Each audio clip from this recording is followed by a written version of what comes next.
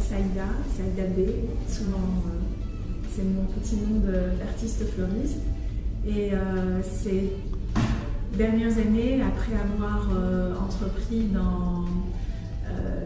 autour de mon atelier et de points de vente, j'ai pu développer cette école d'art floral qui est la première en Algérie et d'où justement sortent des fleuristes outillés pour pouvoir entreprendre à leur tour cette belle aventure de la décoration florale et autour des fleurs.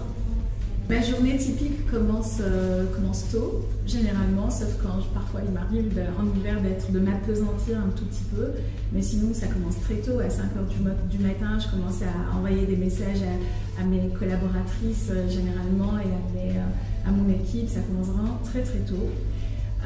Et je suis très excited d'arriver à l'atelier pour rencontrer les nouvelles fleurs, les nouveaux bourgeons, les nouveaux arrivages, qu'est-ce qu'il y a de nouveau, et on partage ensemble avec mon équipe notre programme du jour, de la semaine et parfois même dans les 2 semaines qui viennent.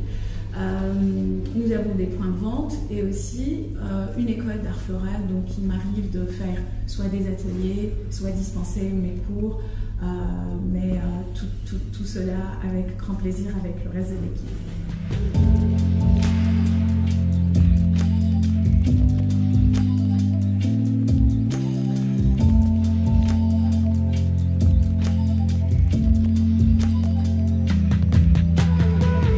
Ici, on a une variété de fleurs qui ont été produites localement.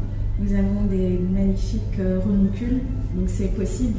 Nous avons des superbes solaires jonquilles, les daffodils. On a aussi des fraisias qui ont une odeur très particulière, cette odeur poivrée. Ce sont des fleurs qui sont produites chez nous pour notre grand bonheur. Aussi des gerberas qu'on appelle les marguerites d'Afrique du Sud. Et au passage, j'en profite pour saluer ces différents producteurs. Donc, nous avons ici 3 producteurs différents, mais surtout le message, c'est que c'est possible de produire, c'est possible d'entreprendre et d'arriver enfin à un beau produit, parce que le produit est très très beau. J'ai un groupe de fleurs préférées et toutes ont une signification évidemment émotive, parce que on va retrouver dans nos bouquets l'émotion.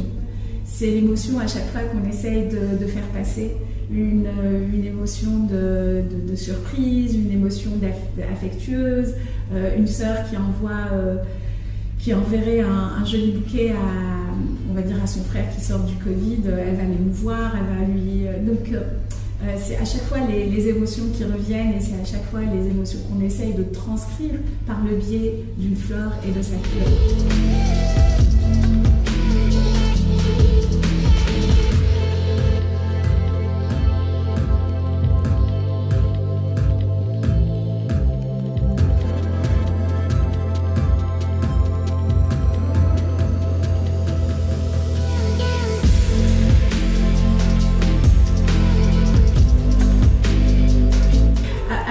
De donner des conseils, j'aimerais inviter cette jeunesse flamboyante qu'a la chance d'avoir l'Algérie à s'impliquer et à s'investir dans le début de la chaîne, qui est la production.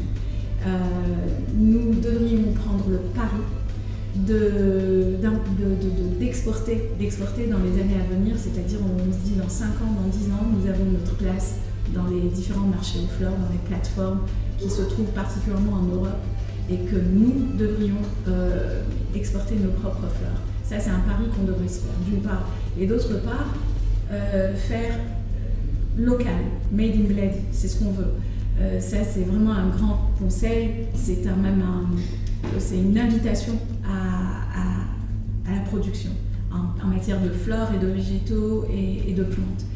Et pour les personnes qui veulent faire ce magnifique métier, pour moi, je pense que c'est le plus beau métier, si c'en est un, mais je pense que c'est d'abord une passion. Si ces personnes veulent faire ce métier, le plus grand secret serait d'être passionné et animé intérieurement.